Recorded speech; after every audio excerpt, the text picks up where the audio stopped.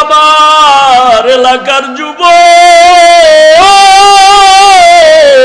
ও বৃদ্ধ বাবাজিরা, ও পর্দার আড়ালের মা বোনেরা, আরে কোরআন পড়িয়া আমার মাওলার ইবাদত শিখেন।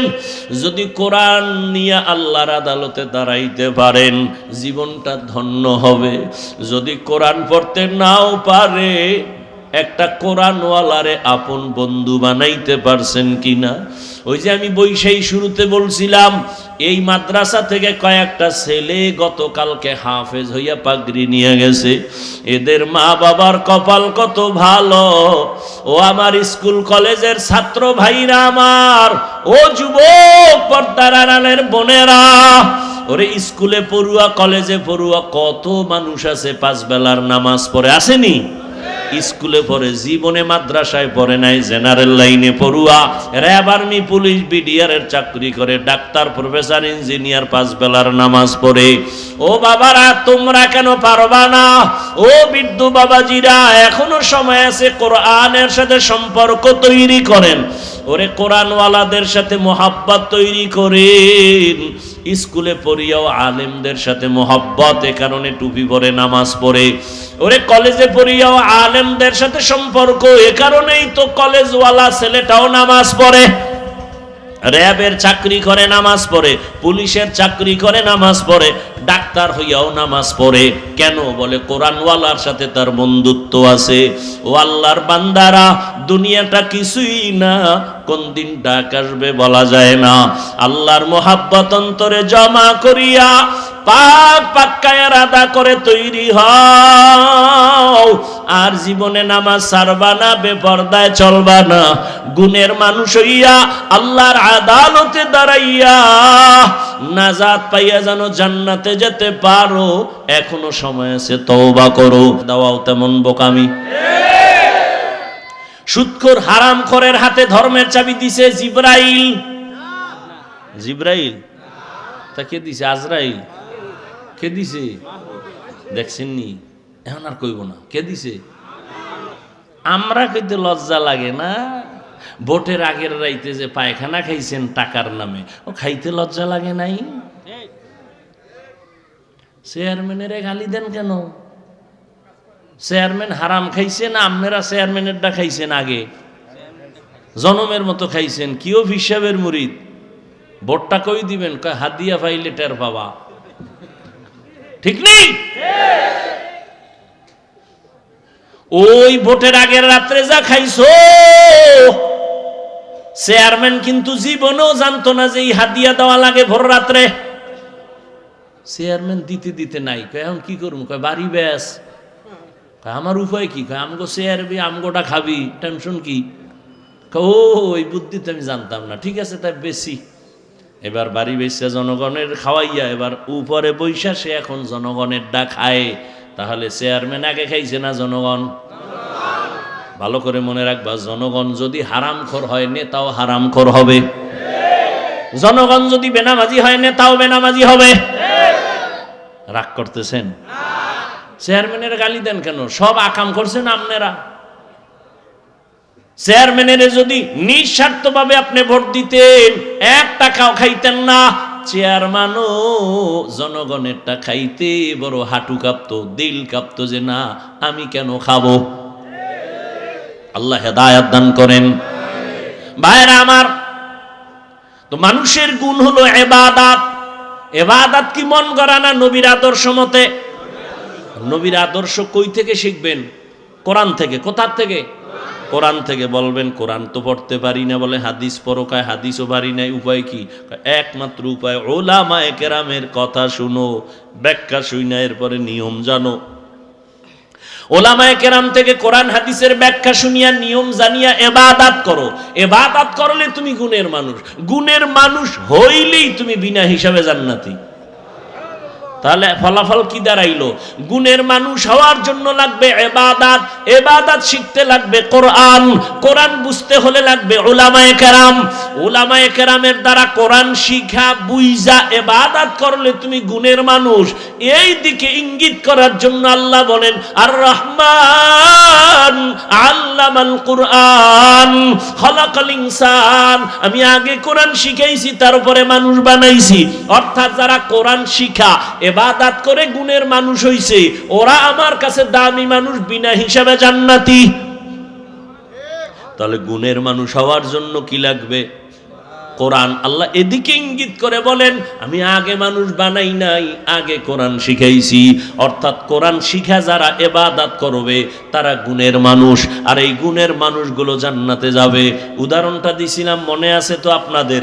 মাইকের গুণ আওয়াজ দেওয়া, বাতির গুণ আলো দেওয়া। মাইক যদি আওয়াজ না দেয় সবাই যেমন বলবে এটারে ভেঙে ফেল, এটা গুণের মাইক না। ঠিক তেমনি ভাবে ইবাদতের গুণ না নিয়া যদি কবরে যাও, আমার আল্লাহ বলবে এই বেঈমান নাফরমান বেনামাজি রে, লাথি মেরে জাহান্নামে ফেলে দাও, এটা গুণের মানুষ না। এর মধ্যে নামাজের গুণ নাই, তেলাওয়াতের গুণ নাই, জিকিরের গুণ নাই, আলেমদের মহব্বতের গুণ নাই। স্পষ্ট হাদিস, রহমতের নবী বলেন কিয়ামতের ময়দানে এক বান্দার ফয়সালা হবে, এর জাহান্নামে নিয়ে যাও। হ্যান্ডকাপ লাগাইয়া যখন জাহান্নামের দিকে নিবে, হঠাৎ বান্দা বারবার পেছনে তাকাবে। আল্লাহ বলবে এই ফেরেশতা দাঁড়াও, এই বান্দা পেছনে তাকায় কেন বারবার? ফেরেশতারা কয় আল্লাহ তো জানি না। আল্লাহ বলে এই বান্দা বারবার পেছনে তাকায়, দেখেনি আমি আল্লাহ একটু তার উপরে দয়া করি। দাঁড়াও, আমি দয়া যে করবে এমনি একটা লাইন তো লাগবে। আল্লাহ আপনার অর্ডার, দেখো তো ওর আমল নামায় এমন কিছু আছে কিনা যে কোরআন শরীফও পড়ছে কোনো একদিন। ফেরেশতারা তদন্ত করে দেখবে আমল নামায় জীবনে কোরআন তেলাওয়াতের আওয়াজ নাই। আল্লাহ নাই নাই।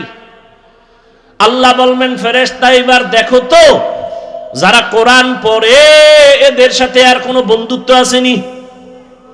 ফেরেশতারা আবার আমলনামা তদন্ত করে বলবে আল্লাহ কোরআনওয়ালা যারা এদের সাথে এর কোনো সম্পর্কই নাই। আল্লাহ এবার ফাইনাল দেখ এমন একজন বন্ধু এই লোকটার আসেনি যেই বন্ধুর সাথে আলেমের কোরআনওয়ালার সম্পর্ক আছে। এবার ফেরেশতারা দেখতে দেখতে বলবে হ্যাঁ এই বান্দার একজন বন্ধু আছে, ওই বন্ধুর সাথে কোরআনওয়ালার সম্পর্ক আছে। আল্লাহ বলবে হ্যান্ডকাপটা খুলিয়া দাও, আমার আদালতে আবার হাজির করো।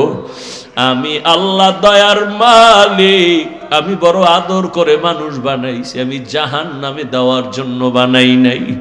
আমি আল্লাহ জানি মানুষ বড় দুর্বল, এক সেকেন্ডের জন্য জাহান্নামের আগুন সইতে পারবে না। এর বন্ধুর সাথে যেমন আলেম কোরআনওয়ালার সম্পর্ক, আজকে আমি আমার দয়ায় তাকে আমি জান্নাতি বানায় দিলাম। এরে জান্নাতের ময়দানে নিয়ে যাও। ও আমার এলাকার যুবক, ও বৃদ্ধ বাবাজিরা, ও পর্দার আড়ালের মা বোনেরা, আরে কোরআন পড়িয়া আমার মাওলার ইবাদত শিখেন। যদি কোরআন নিয়ে আল্লাহর আদালতে দাঁড়াইতে পারেন জীবনটা ধন্য হবে। যদি কোরআন পড়তে নাও পারে একটা কোরআনওয়ালারে আপন বন্ধু বানাইতে পারছেন কিনা? ওই যে আমি বৈশাখী শুরুতে বলছিলাম এই মাদ্রাসা থেকে কয়েকটা ছেলে গতকালকে হাফেজ হইয়া পাগড়ি নিয়ে গেছে। এদের মা বাবার কপাল কত ভালো। ও আমার স্কুল কলেজের ছাত্র ভাইরা আমার, ও যুবক পর্দার আড়ালের বোনেরা, ওরে স্কুলে পড়ুয়া কলেজে পড়ুয়া কত মানুষ আছে পাঁচ বেলার নামাজ পড়ে আসেনি? স্কুলে পড়ে, জীবনে মাদ্রাসায় পড়ে নাই, জেনারেল লাইনে পড়ুয়া, র্যাব আর্মি পুলিশ বিডিআরের চাকরি করে, ডাক্তার প্রফেসর ইঞ্জিনিয়ার পাঁচ বেলার নামাজ পড়ে। ও বাবারা তোমরা কেন পারবা না? ও বৃদ্ধ বাবাজিরা এখনো সময় আছে, কোরআনের সাথে সম্পর্ক তৈরি করেন। ওরে কোরআনওয়ালাদের সাথে মোহাব্বত তৈরি করেন, স্কুলে পড়িয়াও আলেমদের সাথে মোহাব্বত, এ কারণে টুপি পরে নামাজ পড়ে। ওরে কলেজে পড়িয়াও আলেমদের সাথে সম্পর্ক, এ কারণেই তো কলেজওয়ালা ছেলেটাও নামাজ পড়ে। র্যাবের চাকরি করে নামাজ পড়ে, পুলিশের চাকরি করে নামাজ পড়ে, ডাক্তার হইয়াও নামাজ পড়ে। কেন? বলে কোরআনওয়ালার সাথে তার বন্ধুত্ব আছে। ও আল্লাহর বান্দারা, দুনিয়াটা কিছুই না, কোন দিন ডাক আসবে বলা যায় না। আল্লাহর মোহাব্বত অন্তরে জমা করিয়া পাক পাক্কায়ার আদা করে তৈরি হও। আর জীবনে নামাজ ছাড়বা না, বেপরদায় চলবা না। গুণের মানুষ হইয়া আল্লাহর আদালতে দাঁড়াইয়া নাজাত পাইয়া যেন জান্নাতে যেতে পারো, এখনো সময় আছে, তওবা করো। জীবনে তো দাড়ি কম কাটলা না, নামাজ কম ছাড়লা না, বেপরদায় কম চললা না, আড্ডা বন্ধু নিয়ে কম দিলা না, মোবাইলে গুনাহ তো কম করলা না। এখন থেকে তওবা করে নেও, আর নামাজ ছাড়বা না, দাড়ি কাটবা না, বেপরদায় চলবা না, মা বাবার থেকে বরদোয়া নিবা না, ওলামায়ে কেরামের দোয়া নিয়া, পরামর্শ নিয়া, শিক্ষকের নেক নজর নিয়া, মা বাবার দোয়া নিয়া, নবীজির আদর্শ মেনে 5 বেলার নামাজ পড়বা, চলবা। মনেরে বুঝাও রে মন, তোমার মতো যুবক জেনারেল লাইনে থাকিয়া রাস্তায় গাড়ি চালায় নামাজ পড়ে, তুমি কেন পারবা না? তোমার মতো যুবক ময়দানে কাজ করে, নদীতে মাছ ধরে, নামাজ ছাড়ে না, তুমি কেন পারবা না? ও পর্দার আড়ালের মা বোনেরা, আপনার মতো কত মা এখনো আছে, স্বামীর মাল হেফাজত করে, পর্দা করে, নামাজ পড়ে, মোবাইলে সময় নষ্ট করে না। আপনারা কেন পারবেন না রে মা? কয়দিন আর দুনিয়ায় বাঁচবেন? সাদা কাপড়ের প্যাকেটে যেদিন ঢুকবেন, সন্তানগুলো মা বলে ডাকবে, আর জবানে আওয়াজ আসবে না। একটা সন্তান আদর্শওয়ালা বানায় যান, ডাক্তার বানাবেন বাধা নাই, ইঞ্জিনিয়ার বানাবেন বাধা নাই, প্রফেসর বানাবেন বাধা নাই, বাধা একটাই দিছি শুরুতে, বেয়াদব বানাবেন না। আপনার সন্তানের আচরণে কোনোদিন মা বাবা, শিক্ষক, আলেম ওলামা যেন কষ্ট না পায়, এমন একটা আদবওয়ালা আদর্শ ডাক্তার বানায় যাবেন, সন্তানের জীবন ধন্য, আপনার জীবনটাও ধন্য। এরে আম্মা জান, এখনো সময় আছে, তওবা করেন। আর নামাজ ছাড়বেন না, বেপরদায় চলবেন না, মোবাইলে সময় নষ্ট করবেন না, স্বামীর মাল খেয়ানত করবেন না, স্বামীর মাল হেফাজত করবেন। স্বামীর মাল তো আপনারই হয়ে যাবে স্বামী যদি চলিয়া যায়। কার মাল আপনি অন্যের মনে করে খেয়ানত করতেছেন? স্বামীর মালটা তো মূলত আপনার জন্যই সব, কেন আপনি নিজের মাল ক্ষতি করবেন, খেয়ানত করবেন? এখন থেকে তৈরি হয়ে যান, যুবক বাবারাও তৈরি হয়ে যাও। আর নামাজ ছাড়বা না, বেপরদায় চলবা না, আর দাড়ি কাটবা না। মা বাবার দোয়া নিয়া, উলামায়ে কেরামের পরামর্শ নিয়া, নবীজির তরিকা মেনে চলবা।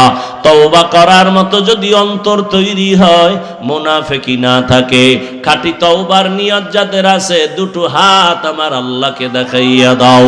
আয় আল্লাহ, হাতগুলো কবুল করে নেন, তওবা কবুল করে নেন, তওবার উপরে মজবুত হইয়া চলার তৌফিক দান করেন, বলেন আমিন। আলহামদুলিল্লাহি রাব্বিল আলামিন, ওয়াসসালাতু ওয়াসসালামু আলা সাইয়্যিদিল আম্বিয়া ওয়াল মুরসালিন।